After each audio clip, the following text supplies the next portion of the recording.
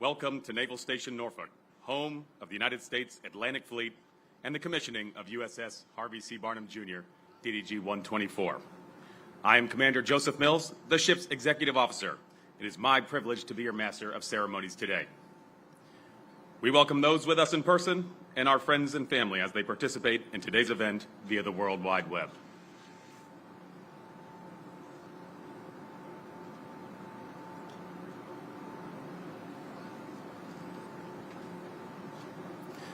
We are here today to commission the first ship to bear the name of United States Marine and Medal of Honor recipient Colonel Harvey C. Barnum, Jr. From the beginning of this ship's construction and throughout her many milestones leading to today's ceremony, Colonel Barnum has been a steadfast presence and a welcome steward of this ship and crew. We have grown to respect and admire him. We stand by, resolute in our promise to carry on his proud legacy and core values of honor, courage, and commitment. We are honored to have several fellow Medal of Honor recipients with us today. Major General James Livingston, United States Marine Corps, retired.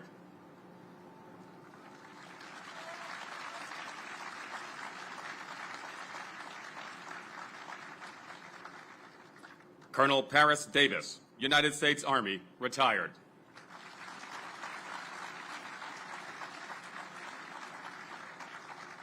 Colonel Walter Marm, Jr., United States Army, retired.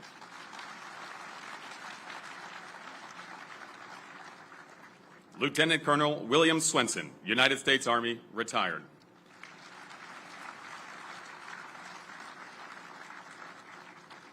And Lieutenant Michael Thornton, United States Navy, retired. Gentlemen, please stand and be recognized.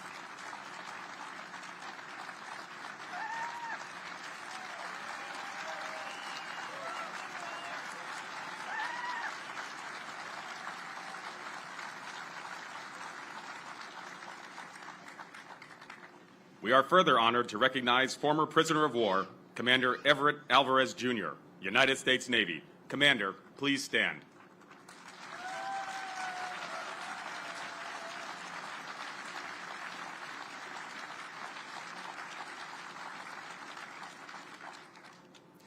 Would all active duty, veterans, and first responders please stand?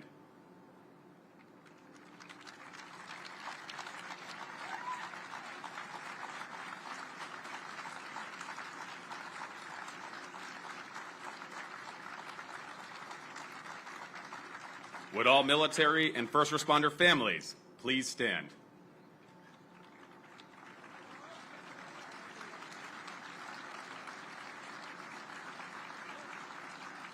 Ladies and gentlemen, thank you for your service and sacrifice.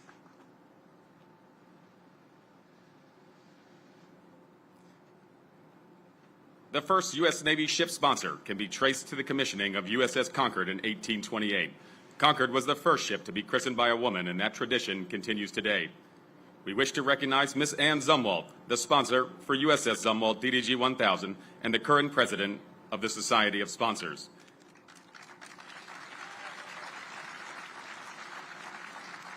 Ann is accompanied by several ladies who have the distinct privilege of sponsoring a U.S. Navy ship. Ladies, please stand.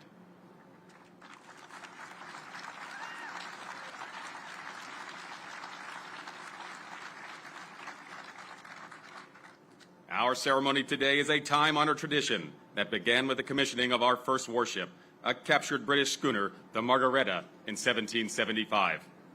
Since then, thousands of ships have undergone the transformation from silent hulls to fully alive warships. Our commissioning crew, hereafter known as plank owners, are in formation among you and ready to bring our ship to life.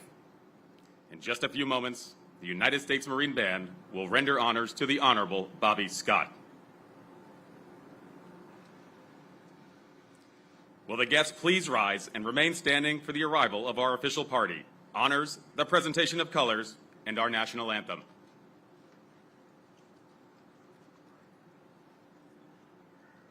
Ladies and gentlemen, our platform guests. Abbot Mark Cooper, our ceremony chaplain.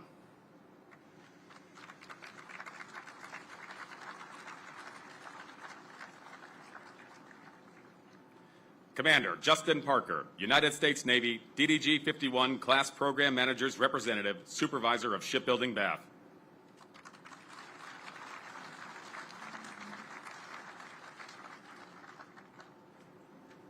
Ms. Lisa Hill Godden, Ms. Jessica Godden-Senzali, Ms. Mackenzie Godden, and joining us remotely, Ms. Hope Hill, our matron and maids of honor.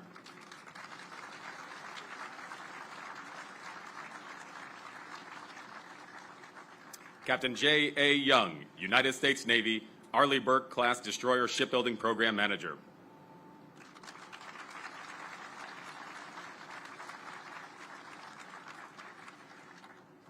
Ms. Mary Ellen Baldwin and Captain Louis J. Shager, United States Navy, retired, co-chairs, USS Harvey C. Barnum Jr. Commissioning Committee.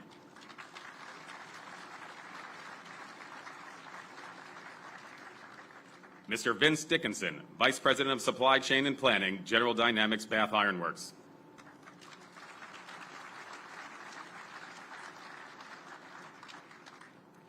Rear Admiral Brian Metcalf, United States Navy, Deputy Portfolio Acquisition Executive Maritime, Combatants.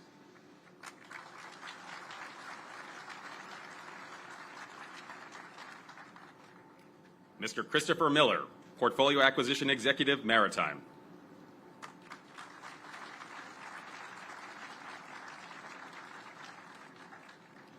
Vice Admiral Douglas Perry, United States Navy, Commander, U.S. Second Fleet, Commander, Joint Forces Command, Norfolk, Director, Combined Joint Operations from the Sea.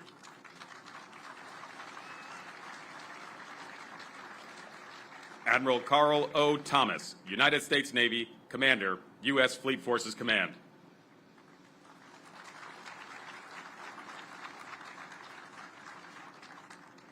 Admiral James W. Kilby, United States Navy, the Vice Chief of Naval Operations.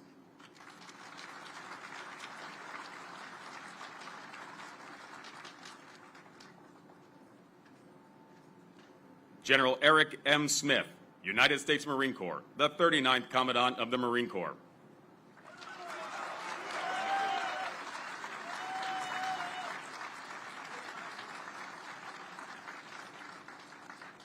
The Honorable John Phelan, the 79th Secretary of the Navy.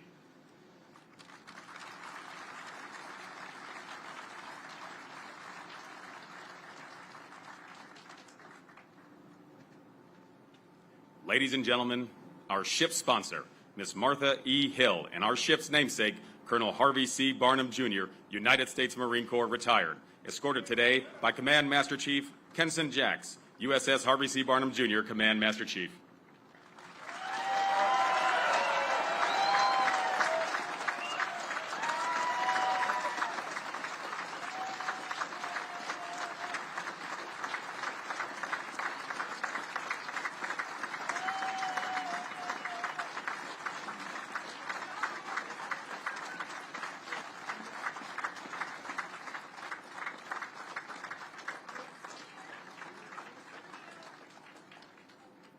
Ladies and gentlemen, the Honorable Bobby Scott, United States Representative, Virginia's 3rd District, escorted today by Commander Benjamin R. Cantu, United States Navy, USS Harvey C. Barnum Jr., Commanding Officer.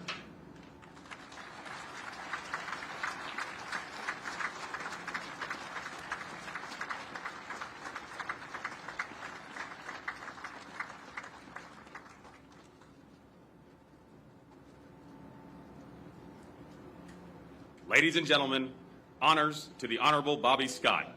Platform and salute.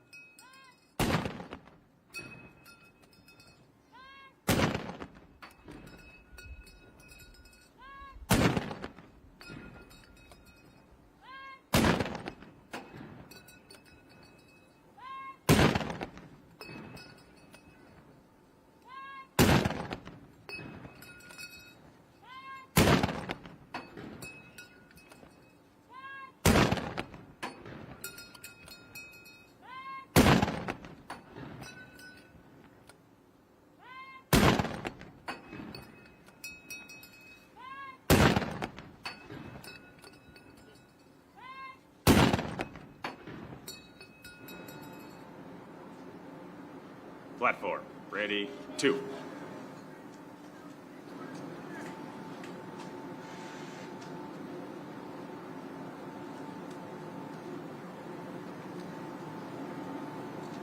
Advance the colors.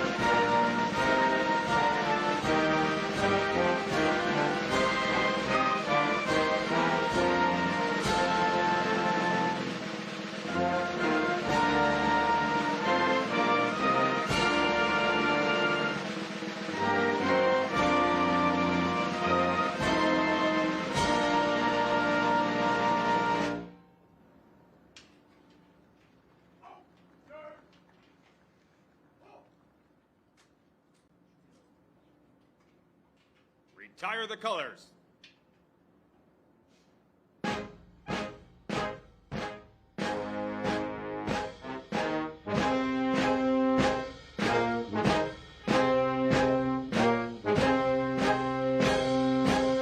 Ready, 2.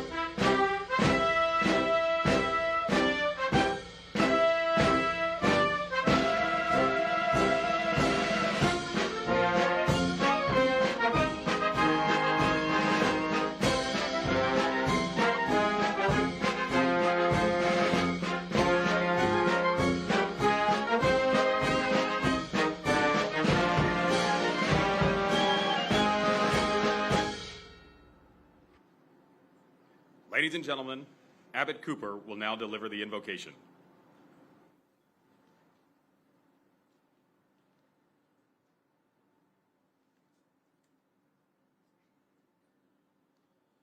Harvey C. Barnum Jr. served his country in 2 separate combat tours in Vietnam. The second, after he had already been provided our nation's highest award for military valor, the Medal of Honor, bestowed upon him for his actions on December 18, 1965, for conspicuous gallantry and intrepidity at the risk of his life above and beyond the call of duty. In 1968, Harvey Barnum returned to Vietnam and received Combat and Achievement Awards, along with the Purple Heart for wounds received.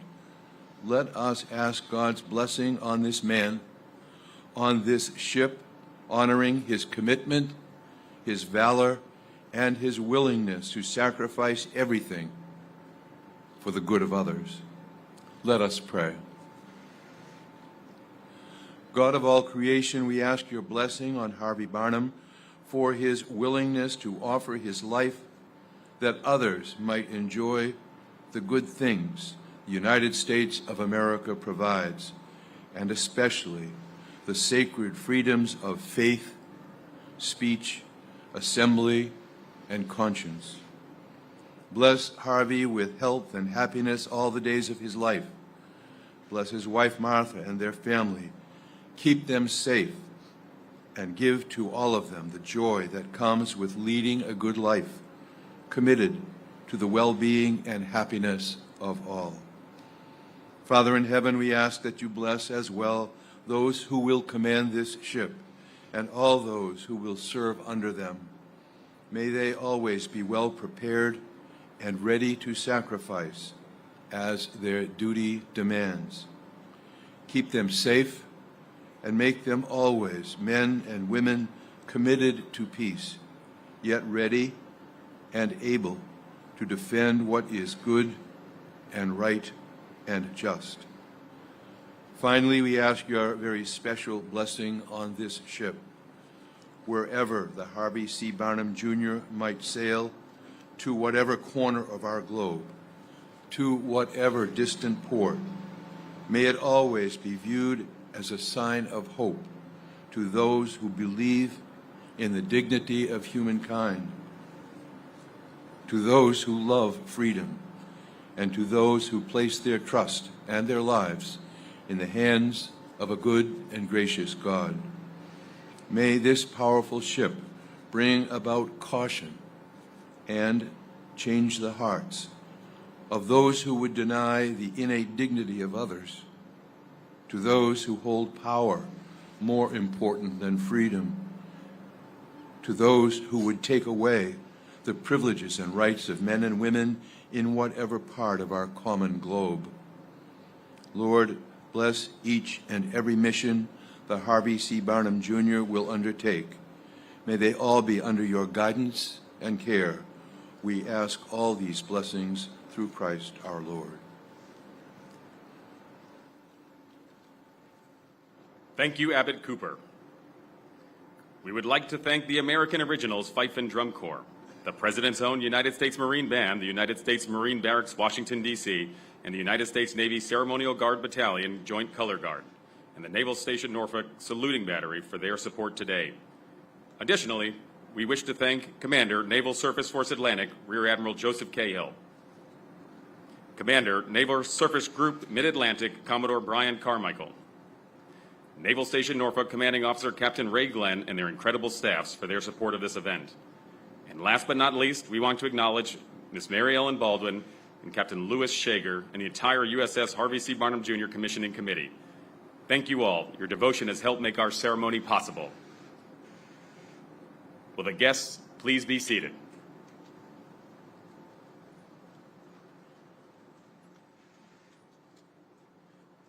Ship's company.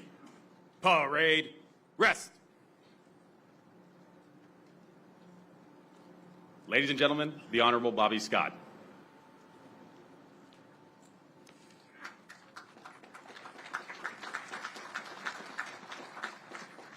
Good morning.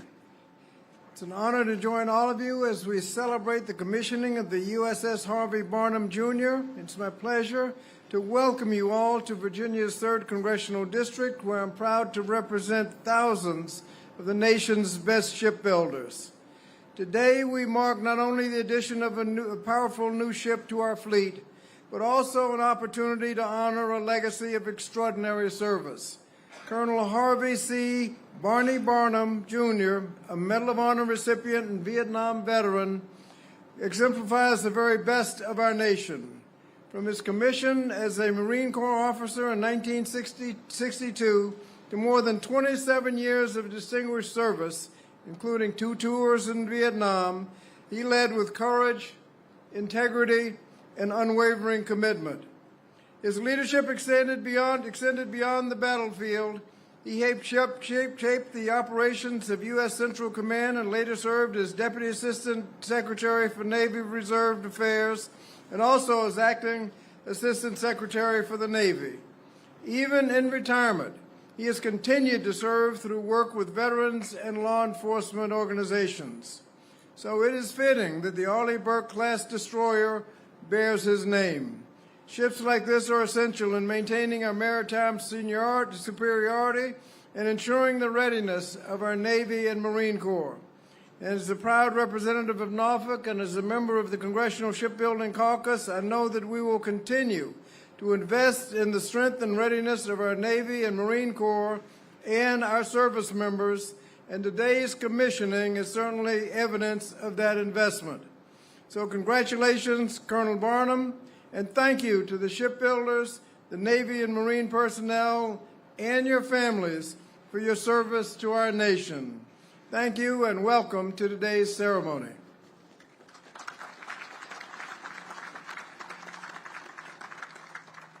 Thank you, Representative Scott. Ladies and gentlemen, Mr. Vince Dickinson.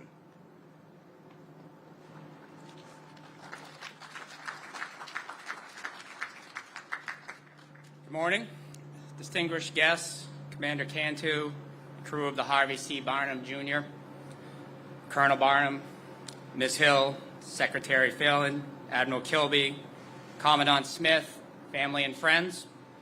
It is my distinct privilege to represent the 7,000 men and women of General Dynamics Bath Iron Works who helped build this beautiful ship. Our company has been building ships for more than 140 years. Our legacy is the latest chapter in over 4 centuries of shipbuilding along the banks of the Kennebec River in Maine. Ships built by BIW have developed a reputation among the sailors who have served on them. Bath built is best built. We work tirelessly to be worthy of our reputation by demonstrating each and every day our commitment to safely executing high-quality work. BIW has built 40 Arleigh Burke-class destroyers. Producing these magnificent ships takes the dedication and hard work of hundreds of thousands of hours of engineering, design and planning, ship fitting and welding, outfitting of pipe, cable, ventilation, insulation, applying thousands of gallons of paint, testing and activating the ship, partnerships with world-class system manufacturers like Lockheed Martin, Raytheon, General Electric, and Rolls-Royce. And of course, our supervisor of shipbuilding to inspect and accept the ship on behalf of the Navy. To all the men and women who put their heart and soul into this incredible and complex ship, we salute you for your commitment to your craft. This ship represents a tremendous investment in the safety and security of our nation, and I have great confidence that this Bath-built ship in the hands of our U.S. Navy sailors will excel in its mission of protecting our country and our families. Godspeed, USS Harvey C. Barnum Jr. Thank you.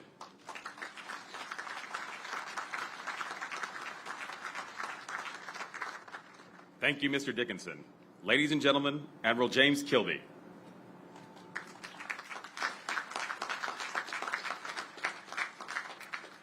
Well, good morning, everyone. Representative Scott, Secretary Phelan, Commandant, Medal of Honor recipients, industry partners, pre-commissioning unit Harvey C. Barnum Jr. crew members, sailors, Marines, government civilians, past and present, and your families. Thank you very much for being here today.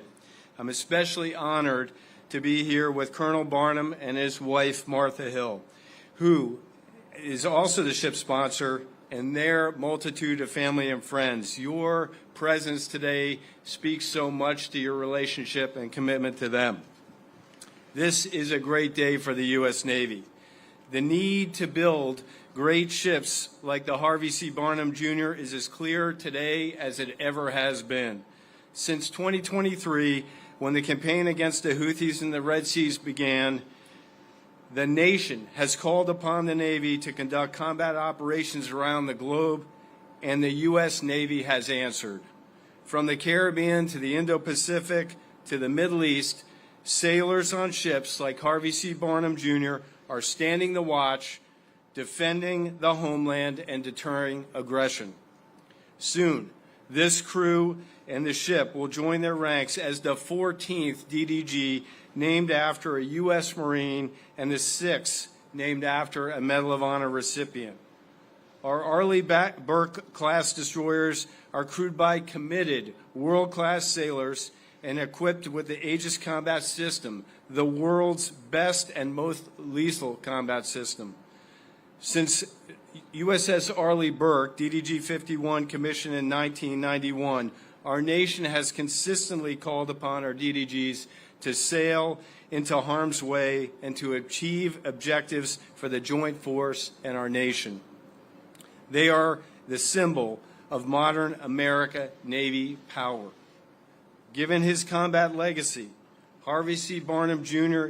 is the perfect name for our newest destroyer.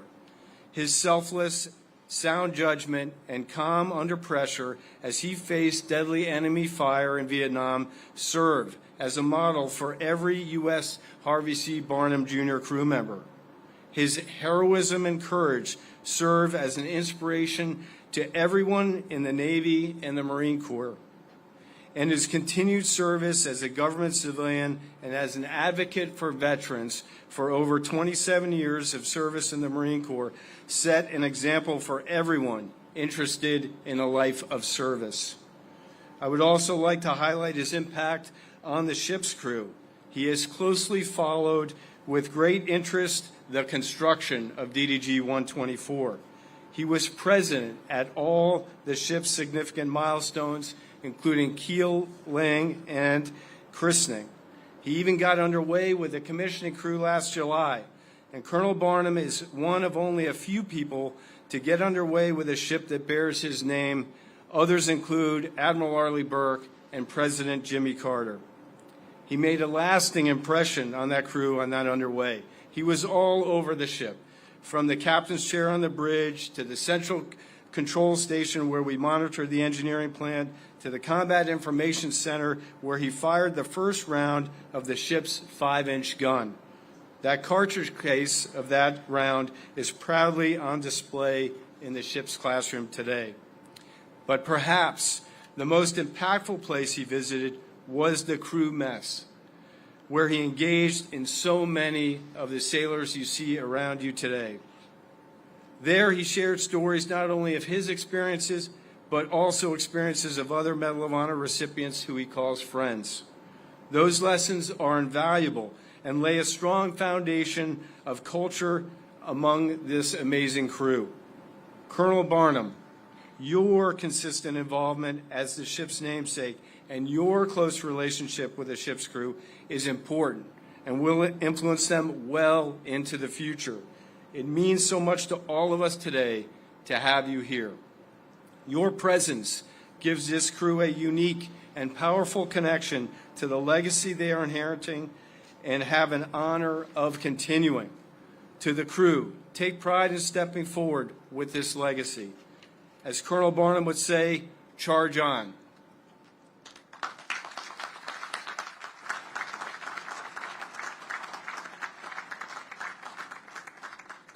Thank you, Admiral Kilby. Ladies and gentlemen, General Eric Smith.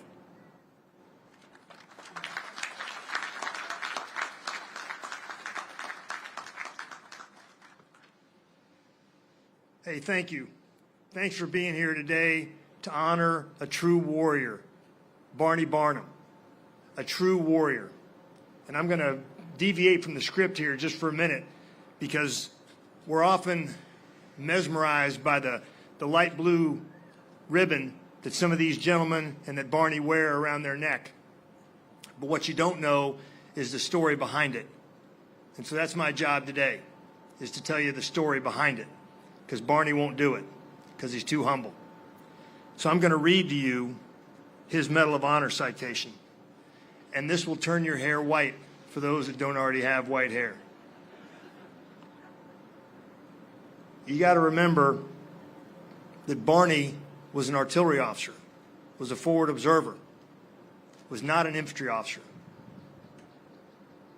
For conspicuous gallantry and intrepidity at the risk of his life above and beyond the call of duty, when the company was suddenly pinned down by a hail of extremely accurate enemy fire and was quickly separated from the remainder of the battalion by over 500 meters of open and fire-swept ground, and casualties mounted rapidly. Lieutenant Barnum quickly made a hazardous reconnaissance of the area, seeking targets for his artillery. Finding the rifle company commander mortally wounded and the radio operator killed, he, with complete disregard for his safety, gave aid to the dying commander, then removed the radio from the dead operator and strapped it to himself. He immediately assumed command of the rifle company and moving at once into the midst of the heavy fire, rallying and giving encouragement to all units, reorganizing them to replace the loss of key personnel and lead their attack on enemy positions from which deadly fire continued to come. His sound and swift decisions and his obvious calm served to stabilize the badly decimated units, and his gallant example as he stood exposed repeatedly to point out targets served as an inspiration to all. Provided with 2 armored helicopters, he moved fearlessly through enemy fire to control the air attacks against the firmly entrenched enemy, while skillfully directing 1 platoon in a successful counterattack on the key enemy positions. Having thus cleared a small area, he requested and directed the landing of 2 transport helicopters for the evacuation of the dead and wounded. He then assisted in the mopping up and final seizure of the battalion's objectives. His gallant initiative and heroic conduct reflected great credit upon himself and were in keeping with the highest traditions of the Marine Corps and the United States Naval Service.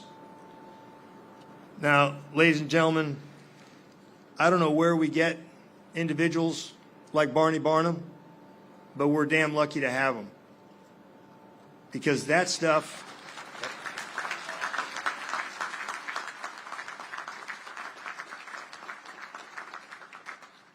that is the stuff that legends are made of. And if you ask a young Marine who Barney Barnum is, they know. They all know. They know his story. They know his tenacity. They know his grit. They know his selfless sacrifice. And after that, he could have walked away, but he didn't. He stayed on to become Colonel Harvey C. Barnum. And he served again and again and again, just like he went back into a fire-swept ground again and again and again. And those 14 or 15 lines of his Medal of Honor citation, I mean, can you just imagine it?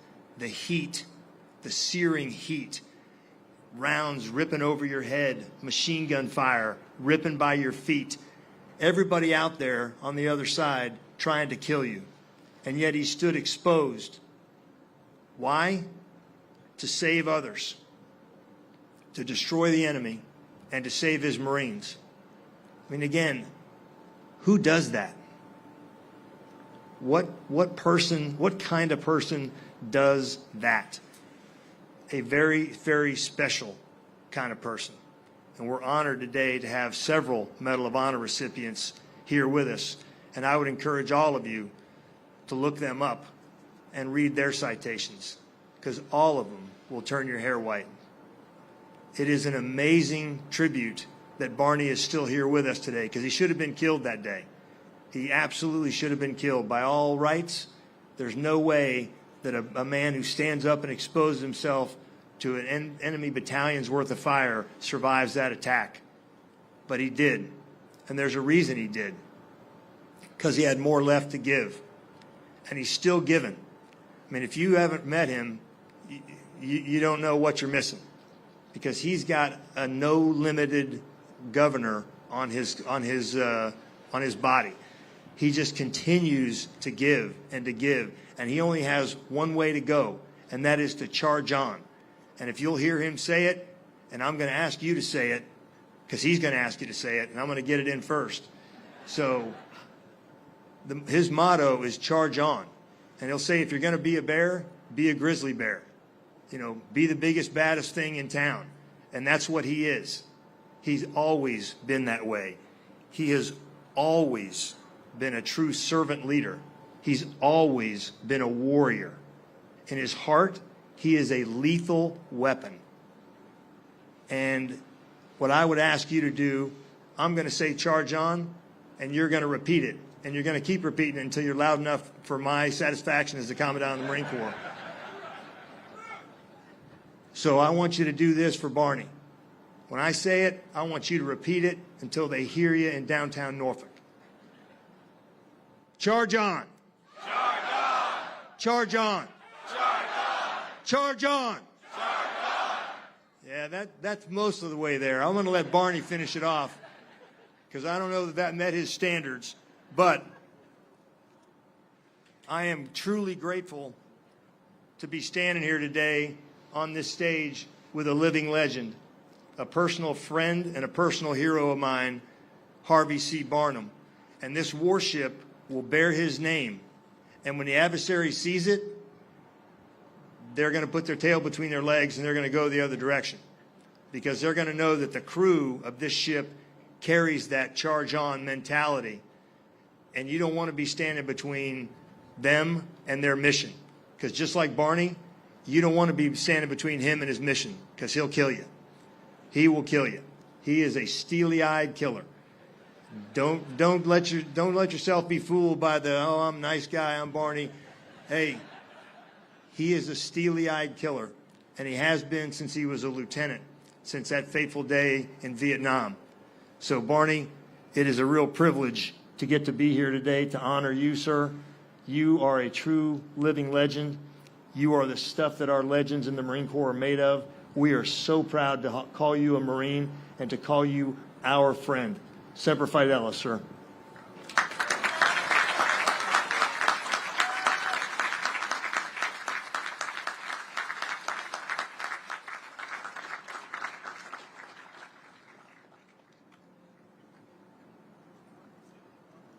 Ladies and gentlemen, the 79th Secretary of the Navy, Mr. John Phelan, the Honorable John Phelan.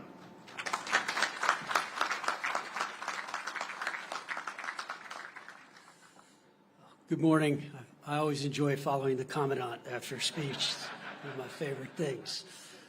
General Smith, Admiral Kilby, Vice Admiral Perry, Senior Navy and Marine Corps leadership, our partners at Bath Iron Works, the skilled men and women of Hampton's Roads who build and sustain the fleet, the Norfolk community, and distinguished guests. Thank you for being here to bring this warship to life. I also want to recognize our Commander-in-Chief. While he could not be with us today, I thank President Trump for his leadership and his commitment to ensuring American sea power remains dominant in the 21st century and beyond. Under the President's direction, the Department of the Navy is moving with clarity and urgency to deliver the Golden Fleet through three pillars: revitalizing the maritime industrial base, maintaining and enhancing maritime dominance by delivering the fleet of the future, and changing how the Department of Navy does business. His record defense top line is a clear signal to industry and the American people we are making a historic generational investment in naval shipbuilding, and we intend to deliver capability to the fleet with speed. We will work closely with Congress on the budget and NDAA to ensure these investments translate into increased readiness and credible deterrence for our sailors and Marines. To Congressman Bobby Scott, thank you for your continued advocacy and support for our sailors and Marines in Norfolk and across Hampton's Roads. We are honored to be joined by an extraordinary group of Americans who understand the meaning of courage and leadership firsthand.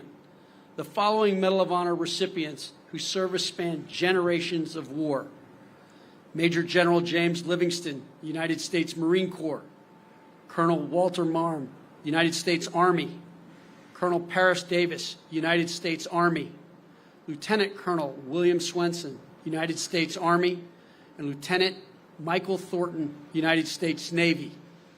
And also with us, as mentioned earlier, is Commander Everett Alvarez, Jr., who was the first American aviator taken captive in Vietnam after being shot down and became the second longest held U.S. prisoner of war in U.S. history.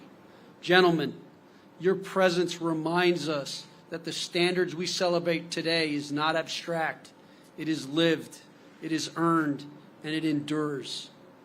I also want to recognize the Barnum family, Miss Martha Hill, the ship's sponsor, Miss Lisa Hill Godden, Matron of Honor, Miss Jessica Godden-Senzali, Maid of Honor, Miss Mackenzie Godden, and Miss Hope Hill, who could not be with us today. To all of you, thank you for being part of this moment. Let's give them all a hand.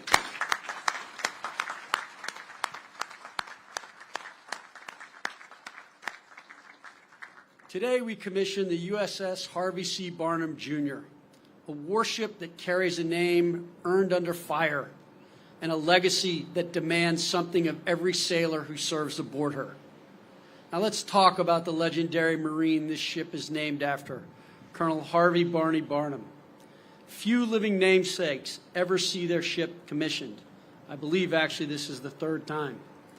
This is the first vessel to bear the name of a Vietnam War Medal of Honor recipient. And sir, we are proud to stand with you here today. Colonel Barnum's actions in the Quai Son Valley during Operation Harvest Moon defines what leadership looks like when everything is on the line. His company was under intense enemy fire. His commanding officer was killed. He was wounded. As combat veterans say, courage is a choice, and Colonel Barnum stepped forward and made that choice. He reorganized his Marines, he rallied his force, and he led a counterattack that turned the tide of the battle. He refused evacuation, he refused to step back. That is leadership under pressure. That is the epitome of courage, and that is the standard this ship now carries forward. The motto, as General Smith said, is charge on. Charge on into uncertainty. Charge on into contested waters. Charge on when the mission demands it most. That is what this ship and crew are built to do. USS Harvey C. Barnum Jr. is the 74th Arleigh Burke-class guided missile destroyer, a Flight II Alpha destroyer equipped with Aegis Baseline 9. This ship brings integrated air and missile defense, advanced radar capability, and the increased power required for modern warfighting. She's designed to detect, track, and defeat threats across every domain, air, surface, and subsurface, carry long-range strike, and provide ballistic missile defense. Deploy with MH-60 Romeo Seahawks, extending her reach, enhancing anti-submarine and surface warfare, and will strengthen the maritime kill chain while operating as part of a distributed network force that can fight and win in contested environments. This ship is not symbolic. It is combat power. And today she joins something bigger. The ship and her crew join the President's Golden Fleet, the fleet of the future.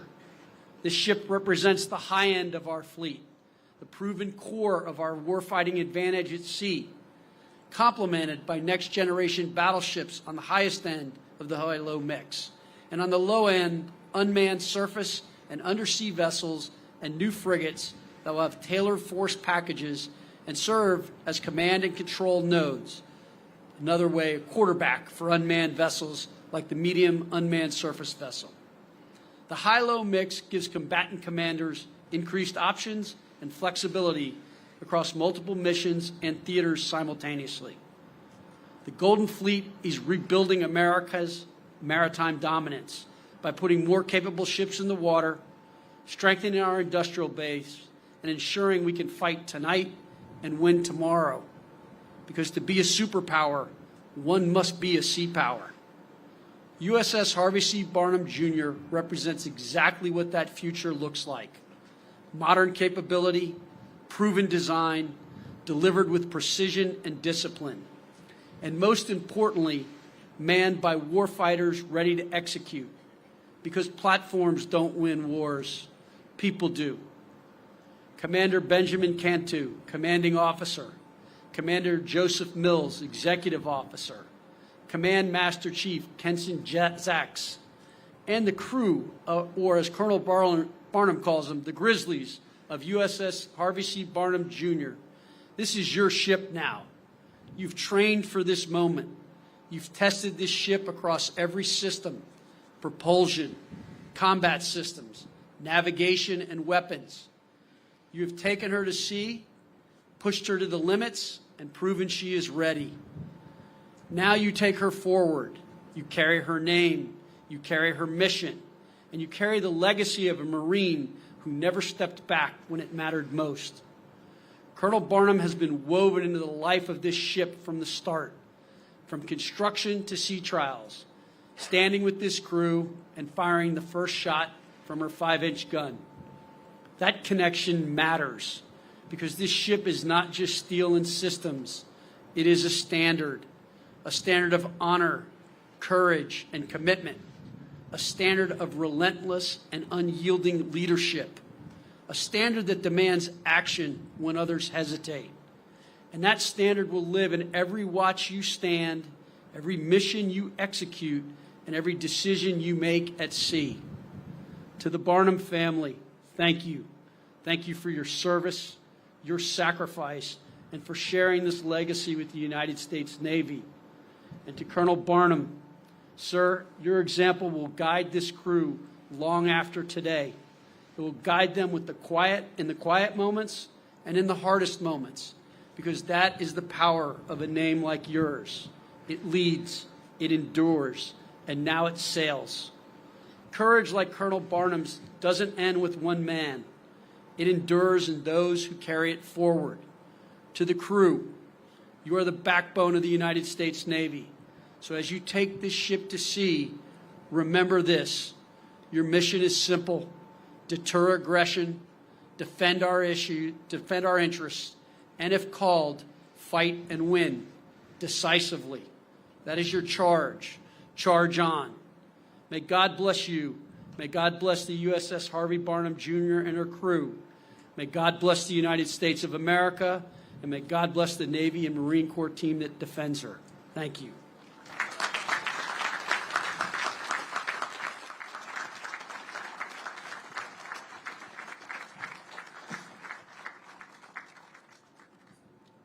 Thank you, Secretary Phelan. Ladies and gentlemen, it is my sincere honor to introduce our namesake, retired United States Marine and Medal of Honor recipient, Colonel Harvey C. Barnum, Jr.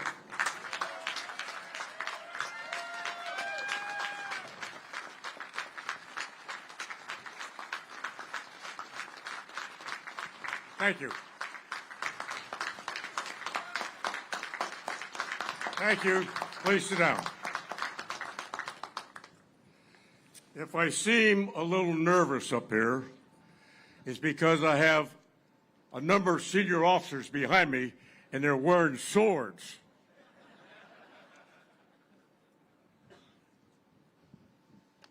You know, over the last couple of weeks, this great country that you and I are fortunate to live in has shown its strength.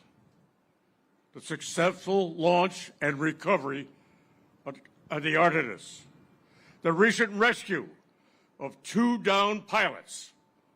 Now, I want to take a little different thrust than the speeches that you've heard, because I want to comment on this mission and what it means to those of us who have worn and now are wearing the uniform.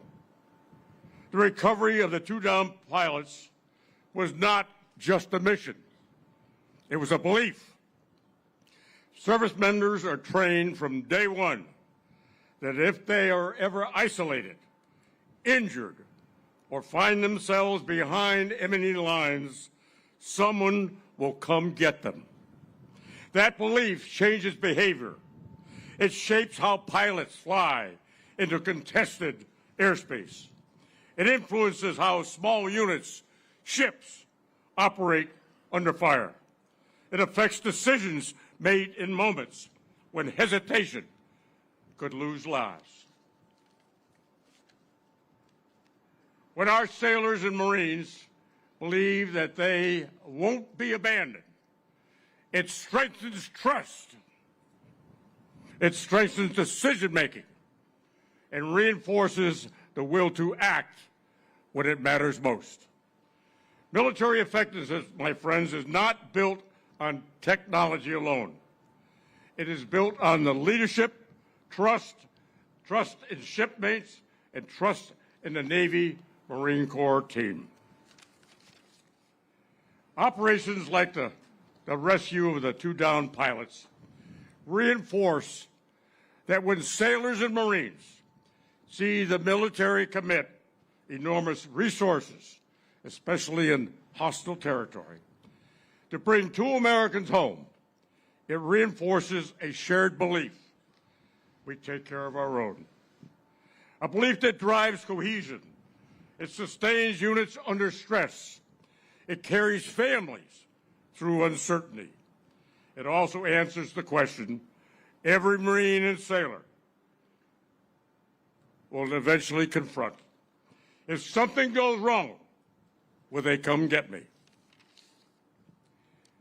That commitment our country has made to our sailors and Marines and their families does not come without costs. Costs are real, measured in risk, resources, expenses. But inside the sea services, the commitment is clear. Bring people home. It is not an option. It is a commitment.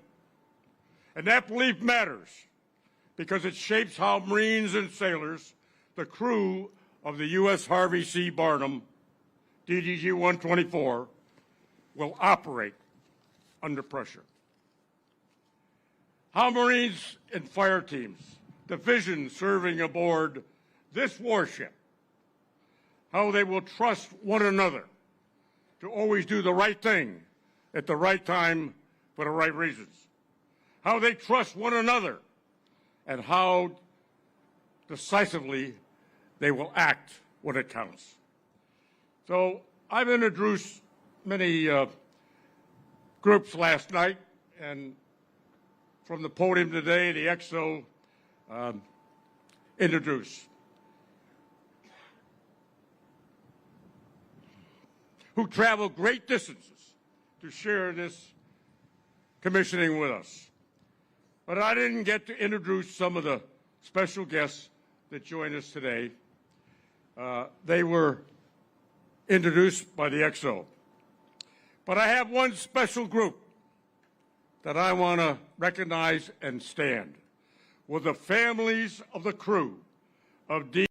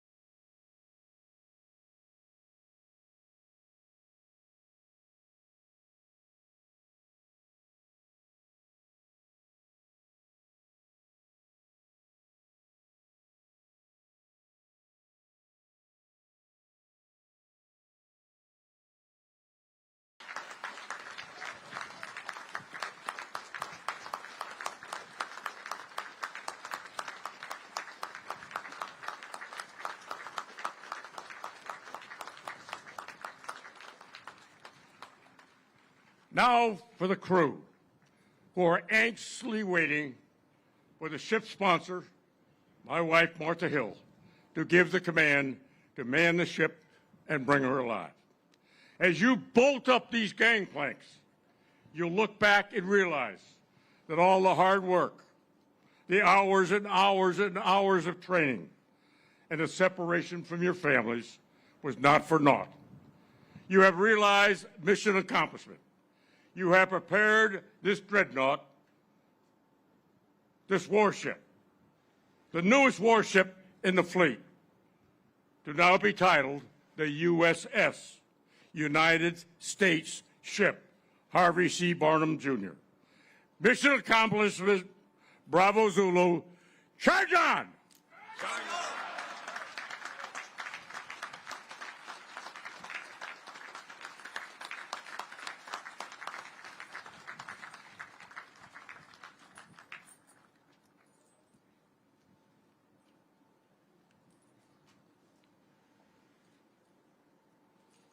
Thank you, Colonel Barnum. Secretary Phelan, sir, I would be honored if you would now place Harvey C. Barnum, Jr. in commission. On behalf of the President of the United States, I hereby place United States ship Harvey C. Barnum, Jr. in commission. May God bless and guide this warship and all who shall sail in her.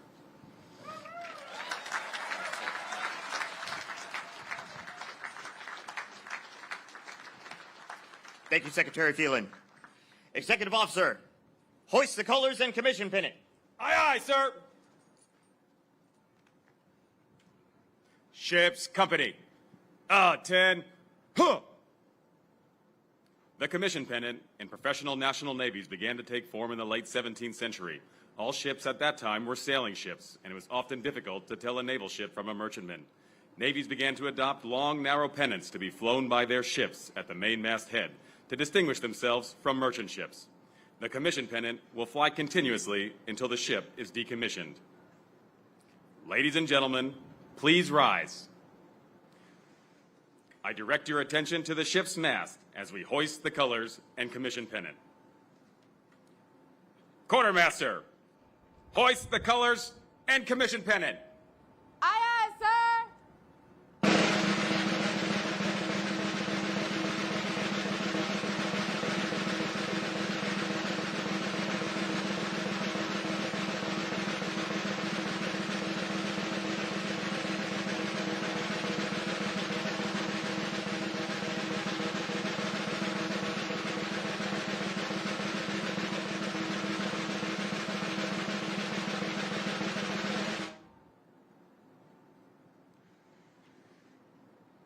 Captain, the colors and commission pennant are flying proudly over USS Harvey C. Barnum Jr.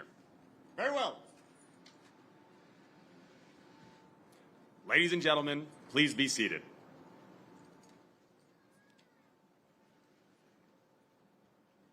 I would now read my orders. From Commander Navy Personnel Command to Benjamin Cantu, United States Navy, subject, Bupper's Order Number 0124 of 1 April 2024. When directed by Reporting Senior, detached from present duty, and report to Pre-Commissioning Unit Harvey C. Barnum, Jr. as Commanding Officer. Upon commissioning of USS Harvey C. Barnum, Jr., report for duty as Commanding Officer. Admiral Kilby, United States ship Harvey C. Barnum, Jr. is in commission, and I am in command. Very well. Executive Officer, set the watch. Aye, aye, sir.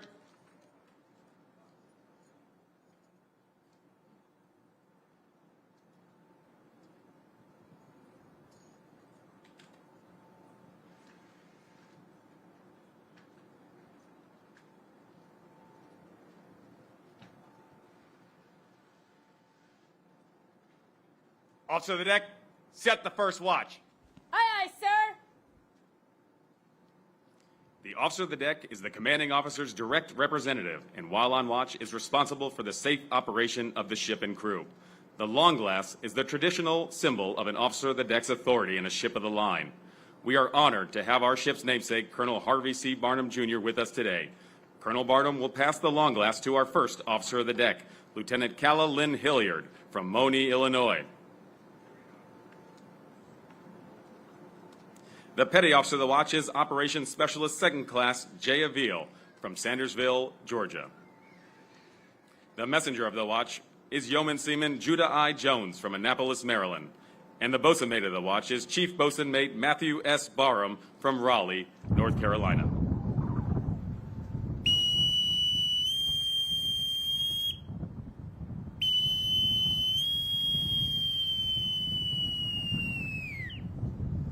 Set the watch. On deck, Section 1. Sir, the watch is set. Very well.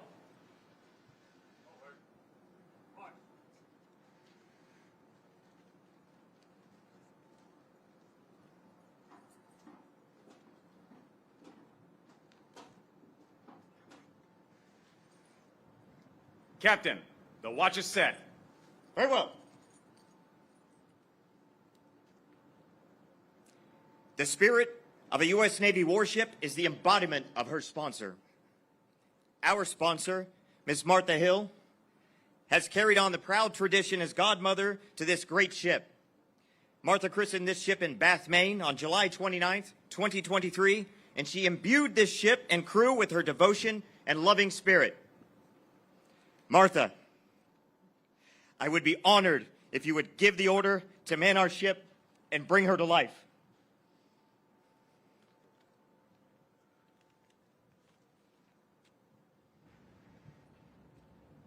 Well, I'll keep this short and sweet. I'm here for one purpose, but I do have a few comments to make, but bear with me for 2 minutes, and I promise we will get this ship live. So I wanted to thank all of our family and friends for coming from around the states to be here with us on this historic occasion. We are so honored that you are here. And as a sponsor of the Harvey C. Barnum Jr., I am so proud to be a Grizzly. I am a Grizzly because I'm a member of this crew, and I love my fellow shipmates. So proud of what they've done over the last few months. The hard work they've done is amazing. They've brought this ship to where it is today, and it was built by the best. The Bath Iron Works, shipbuilders, engineers, everyone that has touched this ship has made it what it is today, and we're so proud of what they did in Bath, Maine.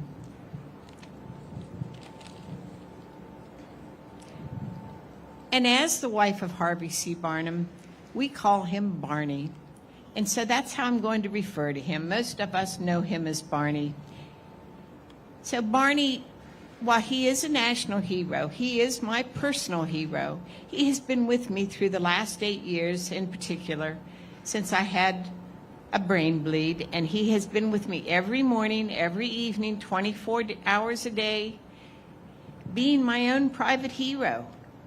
And that gives me such honor to know a person like him, not only what he did in Vietnam, but what he's done for so many others.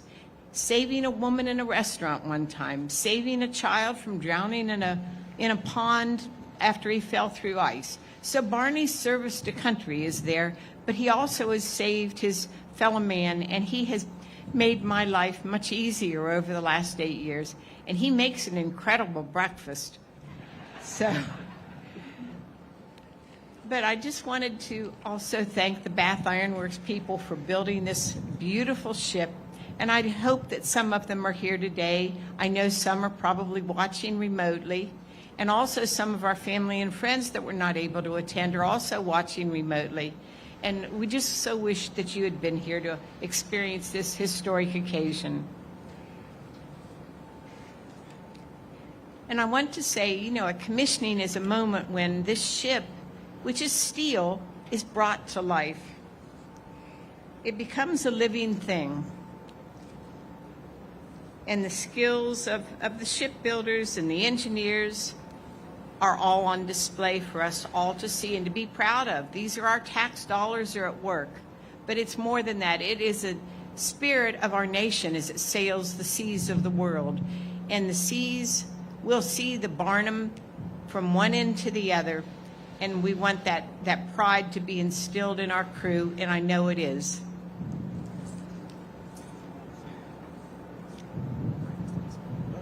For the officers and sailors of this ship, you now carry the Barnum name across the world's oceans. Barney has always said that courage is not the absence of fear, but it's the ability to act despite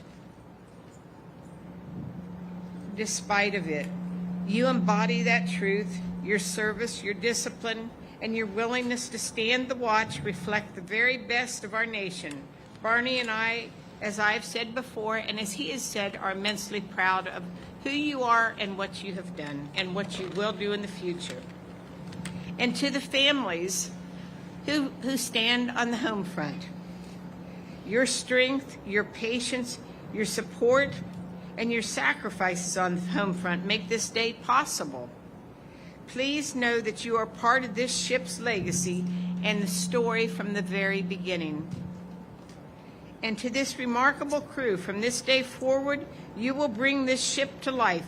As plank holders, you will begin writing her history. You will carry her legacy, and wherever you sail, the spirit of her namesake, his grit, his humor, his devotion to his Marines and to this country will sail with you. May this ship always be a force of peace through strength. May her crew return home safe from every mission, and may the values she represents endure for generations. For those watching from home, we know you are proud Americans, and again, we thank you for being with us remotely. In closing, we pray that God will keep the USS Harvey Barnum safe, and we wish her fair winds and following seas. May God bless all who sail in her, and may God bless the United States of America. And now, for my reason for being here, Grizzlies, officers and crew of the USS Harvey C. Barnum Jr., man this ship and bring her to life.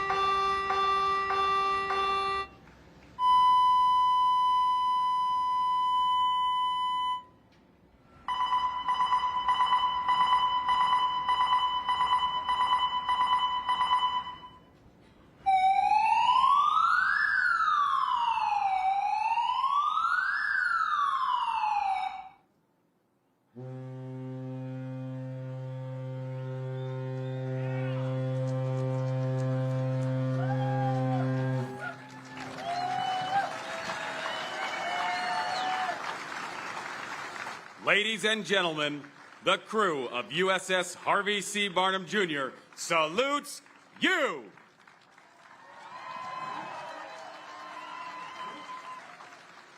We are proud to serve in America's Navy. Harvey C. Barnum Jr., ready, to. Will the guests please be seated?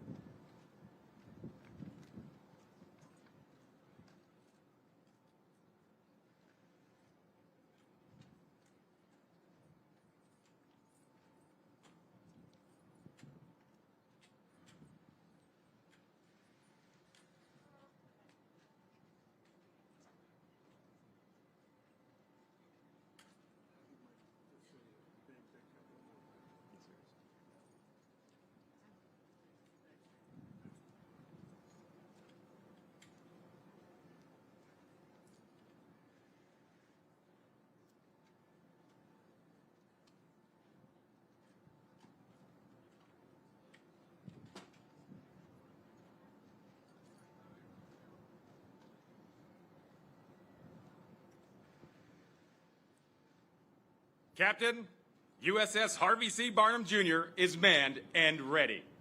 Very well. Vice Admiral Perry, USS Harvey C. Barnum Jr. is manned and ready and reports for duty, sir. Congratulations, Captain. This ship was built to fight. And now that you've manned the rails, get her ready and charge on!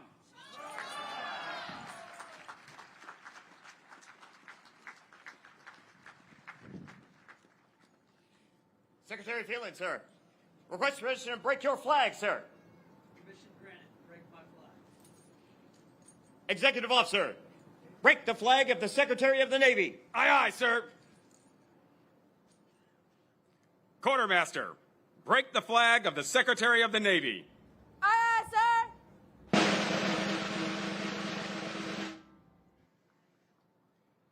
Captain, the flag of the Secretary of the Navy is flying over USS Harvey C. Barnum Jr. Very well. Ladies and gentlemen, Commander Benjamin R. Cantu, United States Navy, Commanding Officer, USS Harvey C. Barnum Jr.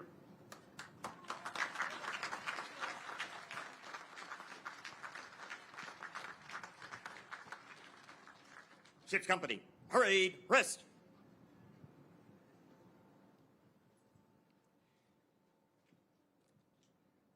Ladies and gentlemen, distinguished guests, shipmates and friends, thank you for joining us today in the commissioning of the USS Harvey C. Barnum Jr. Thank you, Representative Scott, Secretary Phelan, General Smith, Admiral Kilby, Vice Admiral Perry, Rear Admiral Metcalf, for the unwavering support to our United States Navy. This has been an incredible journey for our crew over the past several years, preparing, training, dedicating our time to learning our craft and our shipboard duties aboard the Navy's newest guided missile destroyer, learning to work along each other as a team. And this wouldn't have been achievable today without the dedication of our Navy leadership to guide and support the ship and crew.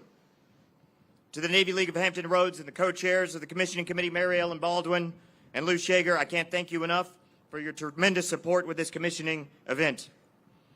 Thank you to the dedicated shipbuilders of Bath Iron Works and Bath, Maine, for turning raw steel into this sophisticated warship.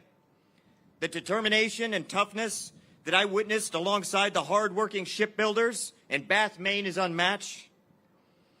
Building an incredible warship, just not in those beautiful warm summer months, but in the sub-zero wind-blistering winter as well. Thank you to the DDG 51 Arleigh Burke Program Office and the Supervisor of Shipbuilding for your dedication throughout our ship's construction. To the commanding officers and leadership of the warships here on the Norfolk waterfront, who without hesitation supported training opportunities for our crew, thank you. Now, the amazing couple you see on the stage today, Colonel Barnum and Martha, remind me of what we strive to be as Americans. They exemplify sacrifice through service to their community and our nation. Personally, I never imagined that my Navy career would lead me into the presence of a Medal of Honor recipient. But several years ago, now I found myself into Colonel Barnum and Martha's home. I tell you, there was an immediate sense of energy. The Colonel was hard at work coordinating phone calls. Martha was at her computer sending emails, and they both were making the world move. I immediately understood at that moment that both this retired Marine and Martha had never truly retired from service to the nation. Martha herself serving overseas in the Foreign Service in some exotic and sometimes not so exotic locations. There was always the need to build a new sense of family and community among new people. But her devotion and determination always found a way to fulfill that need.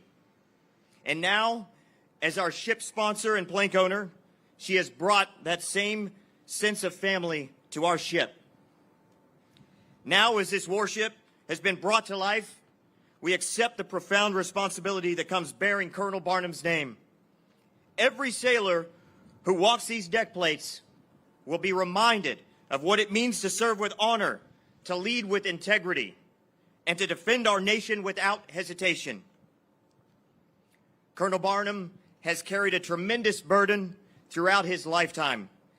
That incredible weight of the Medal of Honor, not only recognizing him for his actions in 1965, but also for those Marines and Navy corpsmen he fought alongside, and for all those who made the ultimate sacrifice in service to our nation.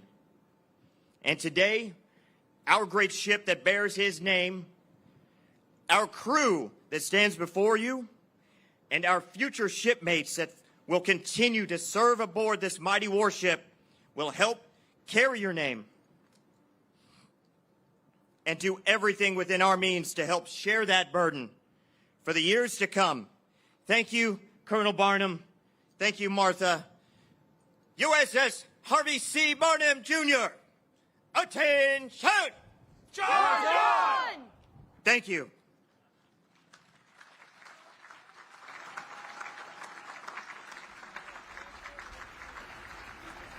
Ladies and gentlemen, Colonel Harvey C. Barnum Jr., United States Marine Corps, retired.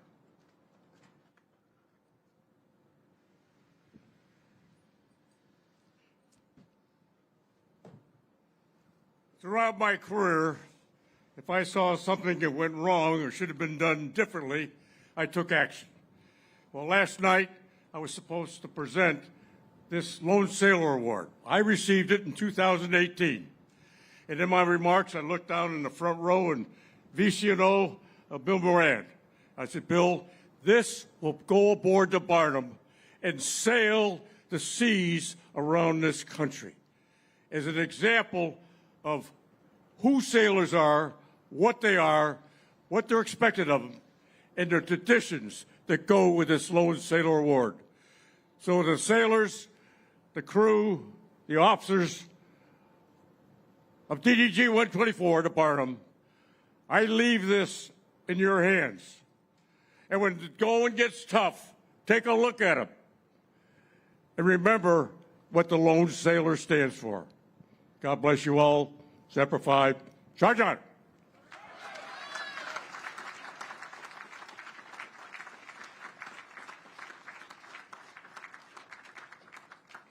Will the guests please rise and remain standing for as the Marine Band plays a tribute to Colonel Barnum, followed by the benediction that will be offered by Abbot Cooper.